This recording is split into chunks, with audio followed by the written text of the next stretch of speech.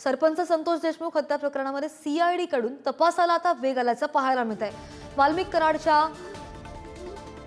कराडवर जे आरोप करण्यात आले त्याच्या पत्नीची सुद्धा सीआयडी कडून चौकशी सुरू आहे।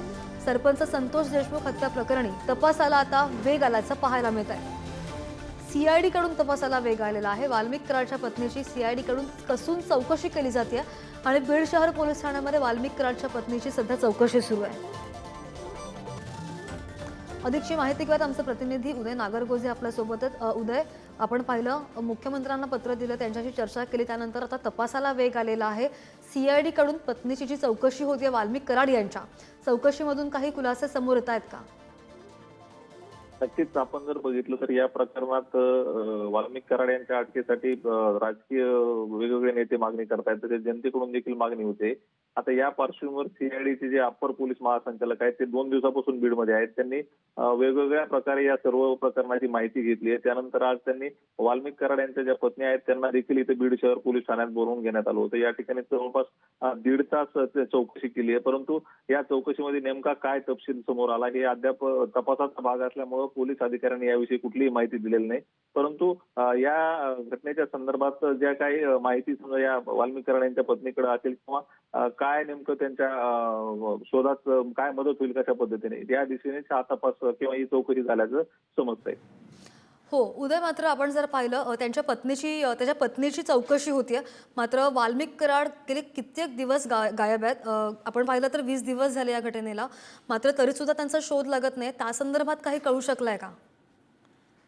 नक्कीच बीड पोलीस असतील किंवा सीआयडीचे अधिकारी असतील यांनी या प्रकरणातील आरोपींच्या शोधासाठी पथकं रवाना केले। जवळपास 3 पथकं सातत्याने या आरोपींचा मागावर आहेत, त्यांचा शोध घेत आहेत, परंतु अद्यापपर्यंत हे आरोपी अटक झालेले नाहीत। आता या आरोपीच्या अटकेसाठीच उद्या बीडमध्ये मूक मोर्चा देखील निघतोय।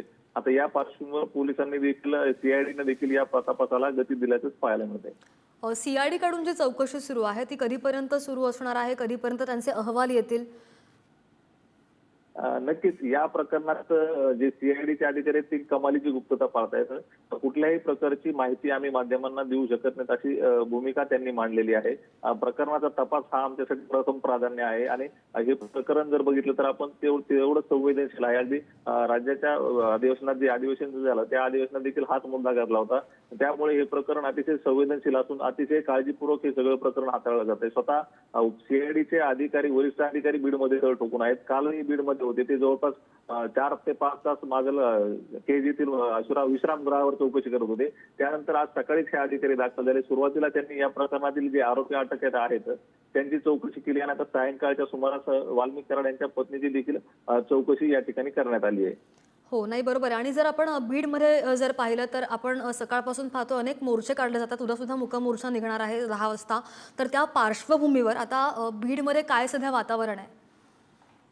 नक्कीच बीडमध्ये उद्या सकाळी 10 वाजता डॉक्टर बाबासाहेब आंबेडकर यांच्या पुतळ्यापासून हा मोर्चा निघणार आहे। मूक मोर्चा हा असणार आहे। यामध्ये विविध राजकीय पक्षाचे नेते तसेच सामाजिक कार्यकर्ते देखील सहभागी होणार आहेत। या मोर्चाच्या पार्श्वभूमीवर पोलीस दल देखील अलर्ट मोडवर आहे।